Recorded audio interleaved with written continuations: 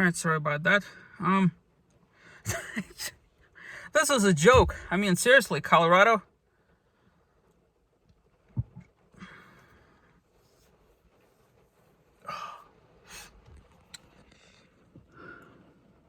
You know what's the motto for Colorado?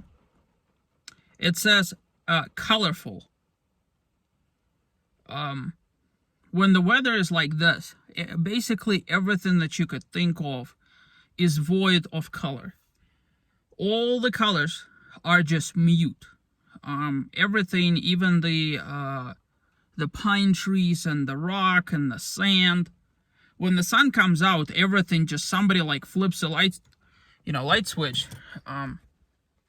Here, let me mount you over here so that I don't have to hold the phone all this time. So, Colorado, you're not being kind to me. It's been, like I said, raining non-stop last few days. It's supposed to continue raining. Like, what are you supposed to do? It's like, they say that, statistically speaking, there's only supposed to be like 4 rain days in June, which is June, right? And there's supposed to be something like 21 rain days in July. I've been here for 2 weeks, and out of the 2 weeks, it probably rained about 10. So does that mean that the rest of July is going to be dry? I mean, in addition to it being wet, it's, as you might expect, cold as hell, right? So every single day we get the rain, we get the hail, we get, thunderstorms, everything is wet, it's very windy, and it's not like Florida kind of rain where it just goes whoosh, right? And it just unleashes on you like 5 inches of rain or something like that. Here, it will be like this for about 16 hours. Just this drizzle, right? And like off in the background over there, it will tease you with blue sky. And you're like, oh boy, like maybe the... No. All right. Now here's another hilarious part. By the way, as you might have expected, my review of this Porphyry, whatever it's called, it's like, for the amount of effort that's required to get out here, I don't think it's really worth it. Maybe if you have an ATV or like a UTV, maybe like a small side-by-side. But for larger vehicles, and the views here are not that special. I mean, like, even the views, like, I'm looking across where, on the other side, that's the, what do they call them? Red Mountain Trail, right? It starts off, like, off the picture that, well, for you guys it's that way, but off the picture that way, goes through the forest, and then through the, here, let me just spin you around, that way you know what I'm talking about. So it starts off there-ish, right? You can actually see the beginning of the trail way down there. And you can also see the sunlight. And the rest of it is like this, right?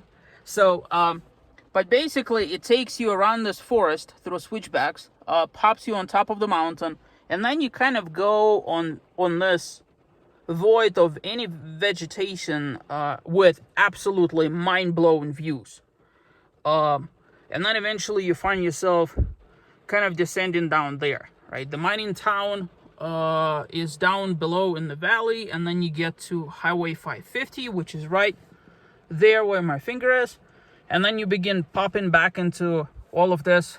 In my opinion, just having driven that trail multiple times, the second portion between Ouray and like right about there, it's like, the most picturesque, I think, is like here.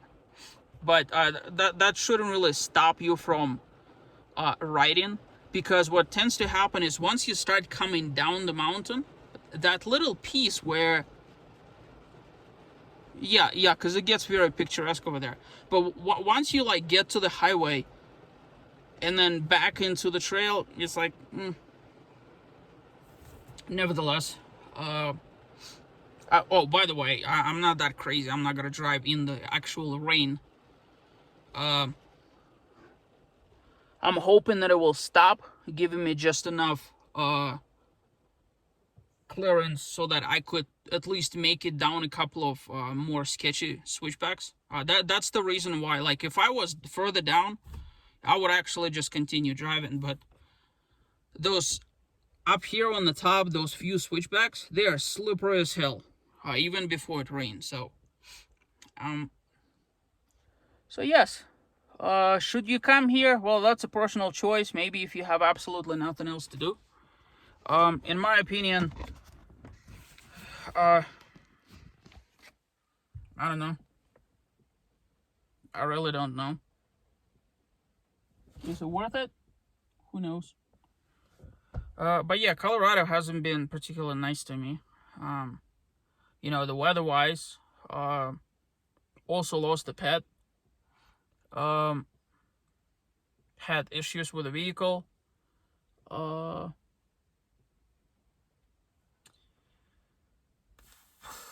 Yeah. So I'm really hoping that July will more or less redeem itself. Because if not, I'm gonna have to get the heck out of Dodge. You know, supposedly, for sake of argument, well, Sunday, I don't know if I'll have time on Sunday, but allegedly, supposedly, Saturday and Sunday are supposed to be dry, meaning that there's not gonna be any rain. There's a faint possibility that Imogen might get opened, and there's a very faint possibility that Black Bear might get open. Now, I don't plan to do the switchbacks on Black Bear. Maybe on some return trip in the future with another vehicle. I'm kind of like in a catch-22 when it comes to that. It's just too much risk for not enough reward, if you know what I'm saying.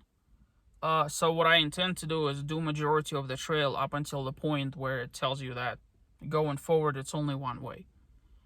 I don't particularly want to experience the thrill of driving next to a precipice, because I've been driving next to 1,500-foot cliffs all through Moab, so I'm like, okay, whatever. For me, the most difficult part would be to navigate that first switchback. I have 33s on my Tacoma, and they rub. My turning radius is absolutely horrendous. And without a spotter, I would probably be just blocking traffic and pissing people off. I'm sure somebody might come out and help, but it's just not, you know what I'm saying. I flew my drone over there when I was in Telluride.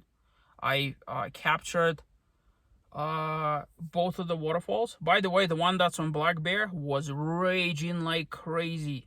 It was huge, because like in all the videos that I've seen of Black Bear, it's there. It looks beautiful, right? But when I went to Telluride, oh my god, that thing was just like, whoa. I did not expect that one. I'm so thrilled that I was able to capture that with my drone. And I'm so thrilled that my drone was allowed to fly high enough, because it is kind of up in the elevation. You know, it's like 1,500 feet, and my drone was at 1,500 feet. So I got it in the, you know, in the shot. But as for this trail over here, I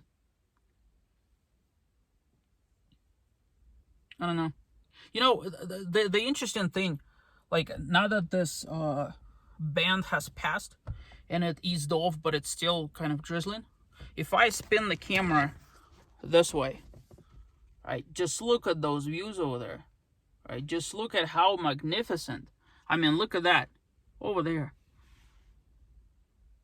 right? Even with the window being all icky and yucky, right? But here's the thing, this view you could see from the bottom. You're not missing out on anything by not driving here.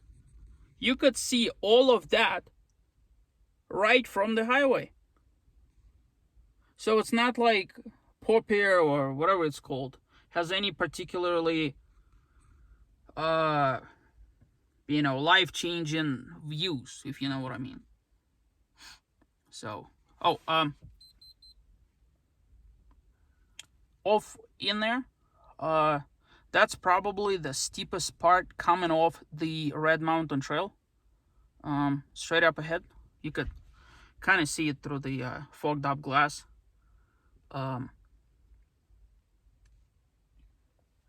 But yeah, all of this. Hey, would you look at that? And that's how it's been in Colorado. It's been here. Let me see if the rain stopped.